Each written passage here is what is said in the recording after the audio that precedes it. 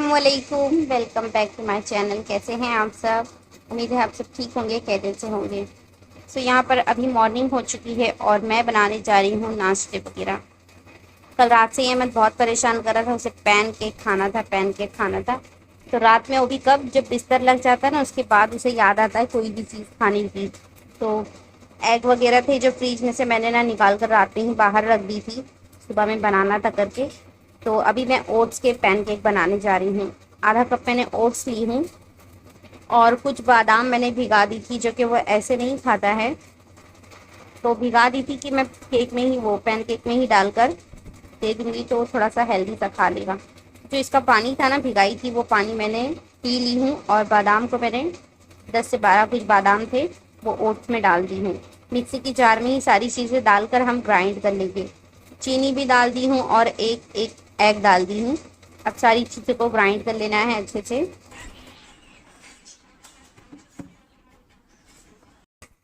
तो देखिए अच्छे से इसे पीस दिया है और इसकी कंसिस्टेंसी देखिए, बहुत ज़्यादा फ्लोइंग कंसिस्टेंसी नहीं है। अगर ज़्यादा पतला हो जाता है ना, तो उसमें आप थोड़ा सा मैदा या फिर आटा वगैरह मिक्स कर सकते हैं, एकदम बराबर हो जाएगा। कोई भी हेल्दी चीज़ ऐड कर सकते हैं, रवा वगैरह ऐड कर सकते हैं। तो यहाँ पर देखिए, अब मैं यहाँ पर पैन रख देती हूँ गर्म होने के लिए और इसमें मैंने थोड़ा सा ऑयल डाल दी हूँ।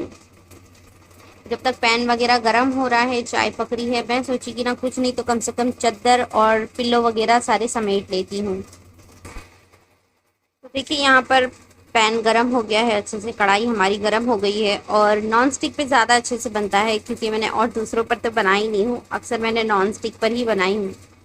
तो केक का बैटर मैंने ऐड कर दी हूँ। अब इसे ना ढककर 2 से 3 मिनट मीडियम फ्लेम पर पका लेना है। एक तरफ से अच्छे से सेक जाएगा ना, तब हम उसे पलटी करेंगे। और आज अहमद सबसे पहले उठ के बैठा, उसकी आंख जल्दी खुल गई, फिर उठाया, अम्मी मेरा केक, अम्मी मेरा केक। तो मैं बोली चलो जल्दी जल्दी पहले बनाना शुरू कर देते हैं। और अफीफ़ा का तो टाइम बहुत ही अजब सा गजब सा है, वो कभी भी उठती है। तो यहाँ पर देखिए बचे हुए चॉकलेट्स का मैंने गनाश बना ली हूँ। अब इस पर हम थोड़ा सा गार्निश कर देंगे। वैसे भी उसे चॉकलेट इतना पसंद है कि उसके दांत है ना पूरे ख़राब होने लग गए हैं। बचपन में बहुत ज़्यादा उसे खिलाए पिलाए ना, तो दांत खराब होने लग गए। बोल रहा था नाश्ता करूंगा मोबाइल देखते हुए, मना की तो यहाँ आके गुस्से में बैठ गया। तेरे पीछे भूत आया, बड़ा वाला बहू। डरता है? नहीं डरता। अच्छा है, अच्छा लगा? नहीं सुनाई दे रहा है? नहीं सुनाई दे रहा है? क्यों? पूरा लगा दूं? अच्छा ठीक है, लगाती हूँ। अच्छा लगा? पहले ये खा लो फिर बाद में। तो पिल्लो के साथ है ना कुशन्स वगैरह भी लेकर ना मेरे हस्बैंड सोते हैं, तो जब उठते हैं उसके बाद ना सारे कुशन्स और एक छोटी सी गोदड़ी मैंने बनाई थी ना अहमद के लिए, तो सब सेम कलर की है, तो मैं ना सोफे पर ही लगा देती हूँ, इससे थोड़ा अच्छा लुक आता है। और इसी के साथ कचरा भी बहुत आता है, क्योंकि विंडो के पास सोफ़ा रखा रहता है ना, तो बाहर जो हमारे बर्ड्स हैं वो भी फड़ फड़ फड़ फड़ करते हैं, तो सारे कचरे गिराते हैं।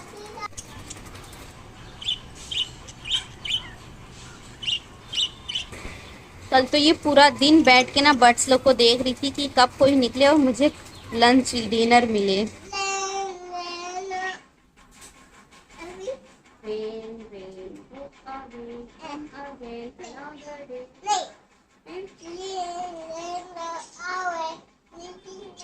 लिटिल जॉनी, लिटिल जॉनी, तुम कम अगेन अनदर डे भूल जाते, दूसरे दिन बुलाते ही नहीं हो। बुलाने का रहता है, आज भेज रहे हो तो कल बुलाना पड़ेगा, वरना नहीं जाएगी बारिश, समझे? चलो अभी बोलो, कम अगेन अनदर डे। तो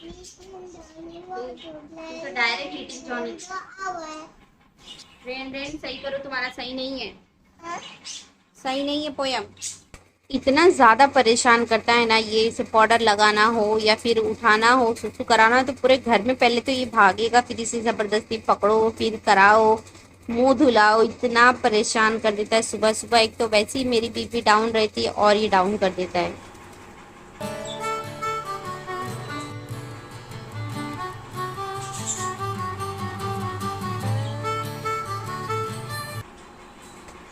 तो आज ना अहमद को स्कूल भी मैं ही लेके जाने वाली हूँ। एक्चुअली मैं उधर ही जा रही थी, मुझे डॉक्टर के पास जाना था। मेरा ना सर आधा दुखता है और एक आंख बहुत दुखती है, तो वही दिखाने के लिए जाना था। तो अहमद को भी वहीं पर है स्कूल, ड्रॉप करते हुए जाऊँगी।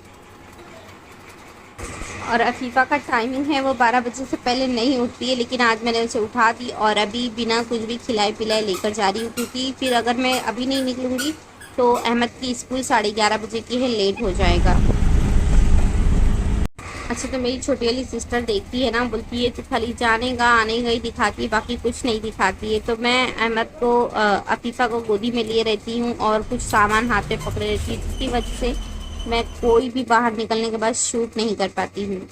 तो दवाई वगैरह लेकर आ गई हूँ और बहुत सारी रीज़न बताकर मुझे डॉक्टर ने दवाई दिया है। बहरहाल ये सब छोड़ते हैं और मैं आई हूँ ना, मेरी बीपी लो थी तो फटाफट से नींबू पानी बनाकर पी रही हूँ। और हस्बैंड भी आए हैं तो उनके लिए भी बना दे रही हूँ, अपने लिए बना रही थी तो मैं उनके लिए भी बना दी।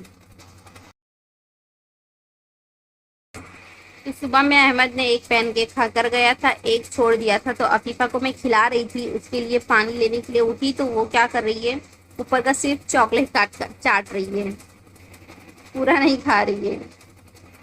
वैसे तो हफ्ते भर से घर में कुछ ना कुछ चालू है, लगा ही रहता है। पहले हस्बैंड की तबीयत ख़राब हुई, फिर अहमद अफीफ़ा की, इन लोगों की ठीक हुई, हस्बैंड की तो फिर भी चल ही रही है थोड़ी बहुत ख़राब, फिर मेरी आ गई।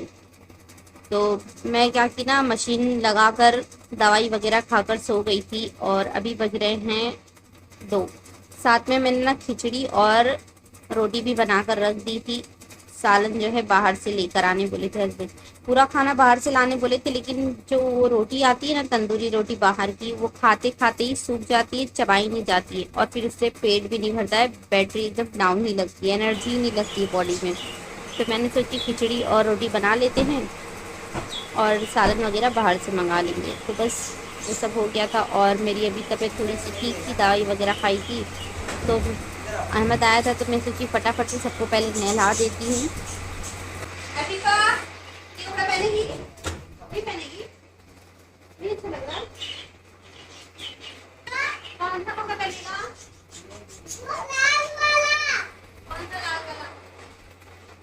ये?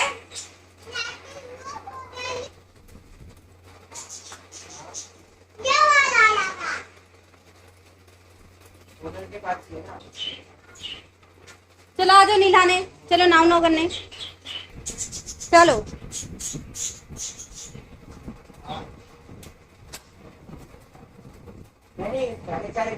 अच्छा, तो दोनों जन को नहलाने में ना 2:30 बज गए थे, तो मैं सोची कि पहले खाना खा लेते हैं, फिर उसके बाद में नहा कर नमाज पढ़ लूँगी, क्योंकि बहुत ज़्यादा लेट हो जाता फिर इन लोगों को खाना खाने में। तो ये मेरा ना पहली बार है, मैं सच्ची बता रही हूँ। मैं अगर मुझे फीवर वगैरह कुछ भी होता था ना, तो मैं नमाज छूट जाती थी मेरी, मतलब मैं पढ़ती नहीं थी। ओढ़ बेड़ के लेटो, काम करो, फिर वापस सो जाओ, ऐसा रहता था। लेकिन अभी ये पहली बार है कि मुझे ना कुछ भी हो रहा है ना, तबीयत खराब हो, कुछ भी हो, मेरी नमाज नहीं छूट रही है, वरना मैं पहले छोड़ देती थी। तो नमाज वगैरह पढ़कर हो गया है। और यहाँ पर देखें, ये कड़ा है ना, मेरी अम्मी शादी में पहन के आए थे तो मुझे बहुत अच्छा लगा था। तो ये ना अजमेर शरीफ से मेरी छोटी वाली बहन ने लेके आई थी अम्मी के लिए, तो मुझे अच्छा लगा। तो मेरा भाई गया हुआ था तो मैंने अपने लिए मंगाई थी। मैं सोच रही थी ना कहीं दावत वगैरह में जाना हो तब पहनूं। ये मैंने ना कुछ वक्त पहले चूड़ियाँ लेकर आई थी जो कि रखी होती है, और मेरे पास ना जो एक डब्बा है चूड़ी बॉक्स, वो तो पूरा फुल हो गया था। तो यहाँ पर मैंने DIY करके थोड़ा सा बना ली थी और इसमें चूड़ियाँ रख दी थी अपनी, तो रखी रहती है। मैं सोच रही हूँ कि कुछ ना कुछ पहन कर ख़त्म करूँ। कांच की रहती है तो निकल के तोड़ फोड़ के कैसे भी ख़त्म हो जाती है, लेकिन मेटल की तो सदियों से चली आ ही रही है, रखी हुई रहती है। मेरी शादी की इतनी सारी चूड़ियाँ मेटल की अभी तक के रखी हुई है, कांच की तो ख़त्म हो जाती है, पता ही नहीं चलता है कि हमारे पास आई भी थी। कांच की भी मैं बहुत सारी ली थी मगर सब टूट जाती है, तो इसीलिए कांच की ले ताकि कम से कम हट तो जाए। मेटल की रहती है, अच्छी रहती है, फिर फेंकने का भी मन नहीं करता है।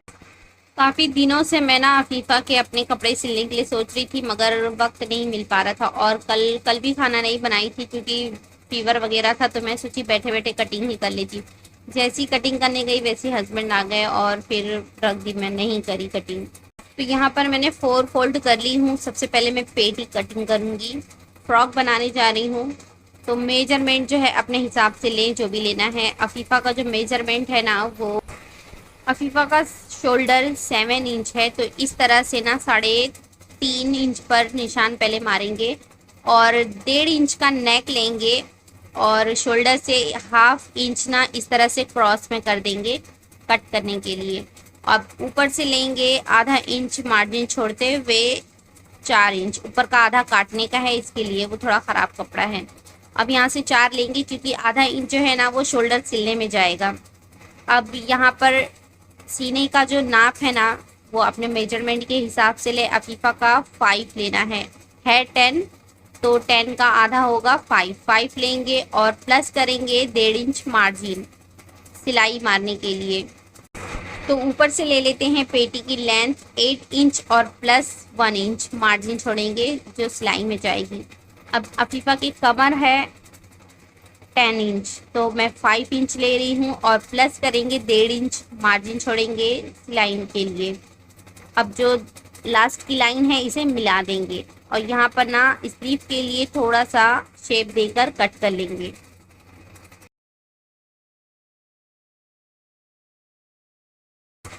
अब फिर से मैंने ना कपड़े को 4 फोल्ड की हूँ। अब सबसे पहले स्लीव कट कर लेंगे, तो स्लीव की लेंथ कितनी है पहले वो मेजरमेंट कर लेना है।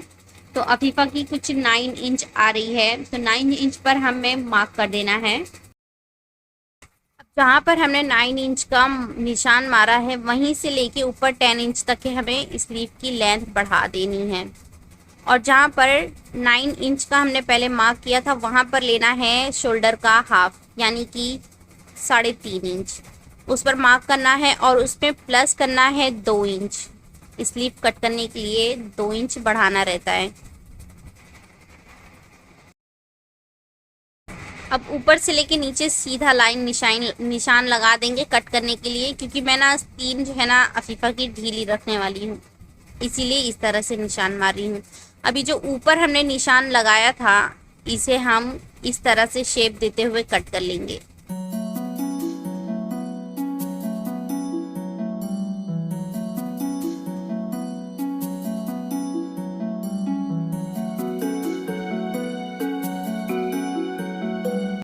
तो यहाँ देखिए स्लीव भी कट हो चुकी है, सेंटर में एक कट लगा देंगे ताकि हमें पता चले।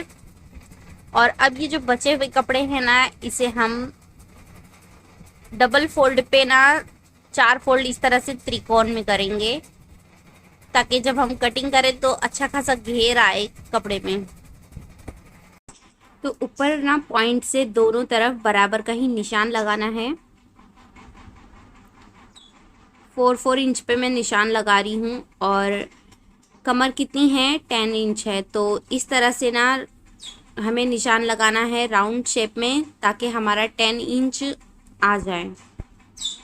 पूरी फ्रॉक की लेंथ है 18 इंच, तो 18 में से मैंने 8 है ना पेटी रखी हूँ, नहीं 7 पेटी रखी हूँ, हाँ नहीं 8 है, 8 पेटी है। तो जो बाकी का बचता है उसका हम नीचे का घेरा ऐड करेंगे, उसमें प्लस करेंगे 1.5 इंच और इस तरह से निशान मारते जाएंगे। नीचे से राउंड आना चाहिए, ऊपर से भी राउंड है, तो जहाँ से हम ऊपर से राउंड किए हैं वहीं से रख के निशान लगाते जाएंगे।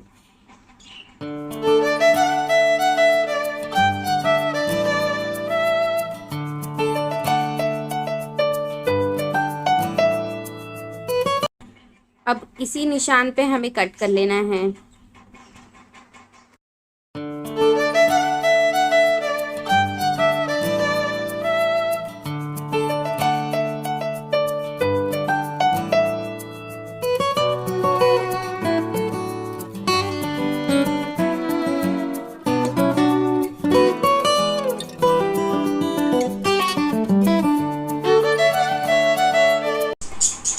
इसी साइज़ का हमने ना एक कपड़ा और कट करके निकाल लेना है।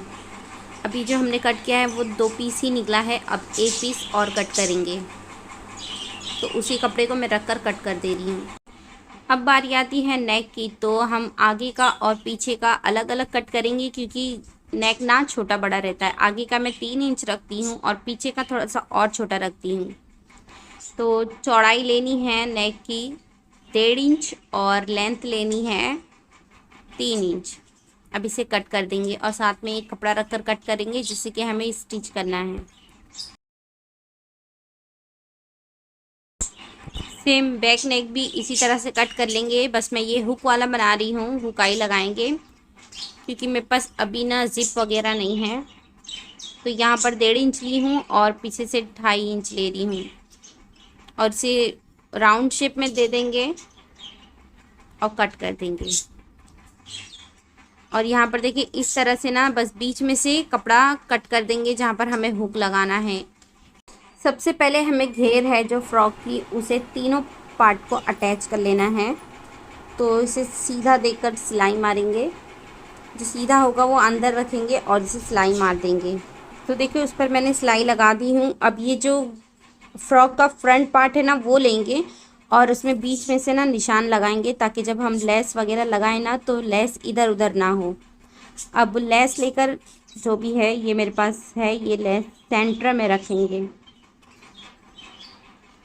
सीधा उल्टा देख के, क्योंकि इसमें भी बहुत उल्टा और सीधा रहता है। हाँ,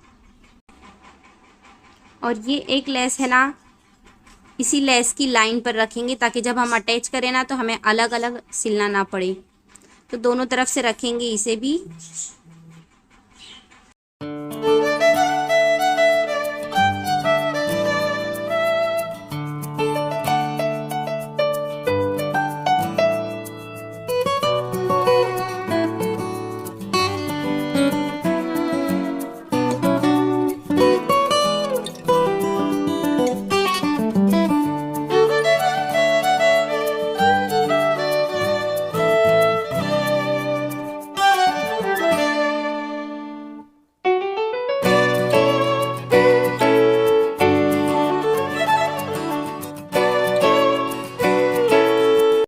हमने 3 पार्ट ना घेर में जॉइंट किया हुआ है। तो जो सेंटर का पार्ट है ना बीच का, उसके बीच को जो सिलाई है उसी सिलाई से पकड़ के एक सेंटर में निशान लगा लेना है। देखिए मैंने इस तरह से लगाई हूँ। और अब लेस पर रखना है वो जो हमने कट पार्ट लगाया है निशान, और 1-1 इंच साइड से रख के जो सिलाई लगी हुई है उतना रख के बीच में ना हमें चुन्नट लगा देनी है।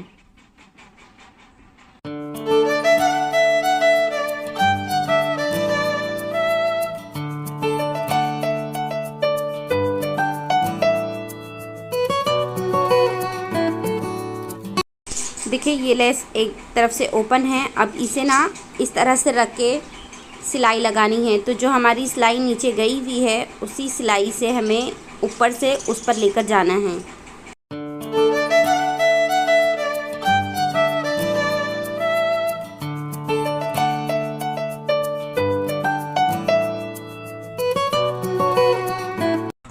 दूसरी तरफ भी इसी तरह से लेस अटैच कर लेंगे। कभी भी मैं कपड़े वगैरह सिलती थी तो जो थोड़े थोड़े कपड़े बचते थे, जैसे कि आज मुझे वाइट कपड़े का काम है तो मुझे ख़रीदना नहीं पड़ा, मेरे पास जो थे उसी का हो गया। तो यहाँ पर मैंने ना फोल्ड करी हूँ कपड़े को और 2 इंच पे निशान मार के कट कर ली हूँ। इसका हम नेक बनाएंगे। तो इस तरह से पहले फ़ोल्ड करके एक सिलाई लगा लेना है ताकि जब हम इसका डिज़ाइन बनाए ना तो कपड़ा इधर उधर ना हो। अब इसका एक धागा पकड़ के ना थोड़ा सा हमें चुन बना लेना है, इस तरह से खींच के।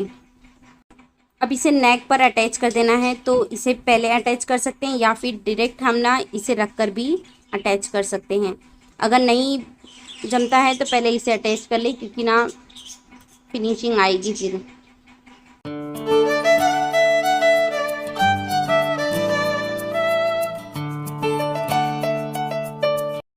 अब पूरे नेक पर इस तरह से ना छोटा छोटा कट लगा लेंगे ताकि जब हम ये पलटी करें ना तो शेप अच्छा है, फिनिशिंग आए। बैक नेक भी मैंने सिल ली हूँ और बैक नेक का सीधा पार्ट और फ्रंट पार्ट का सीधा पार्ट जो है अंदर की तरफ रहेगा और देखिए इस तरह से रखना है हमें ये शोल्डर पर। जो फ्रंट पार्ट है ना वो पूरा फोल्ड रहेगा, और जो बैक का है ना वो सिलाई जो शोल्डर हमने नेक अपना बनाया है ना वहाँ पर नेक रखेंगे, और पीछे का जो बचा हुआ है ना पार्ट वो फोल्ड करके सिलाई मार देंगे। मुझे पता ही नहीं चल रहा है कि मैं समझा पा रही हूँ या नहीं। बहरहाल शोल्डर का अगर नहीं समझ में आया होगा तो आप वीडियो ही देखकर समझ लीजिए। तो अब ना सबसे पहले स्लीव लेंगे, और इस तरह से जहाँ से हमने ना अपना आस्तीन की नाप ली थी ना मेजरमेंट, उसके ऊपर का हिस्सा जो है ना वहाँ पर इस तरह से हम प्लेट लगाते जाएंगे और टाचनी लगाते जाएंगे ताकि ये प्लेटें खसके नहीं।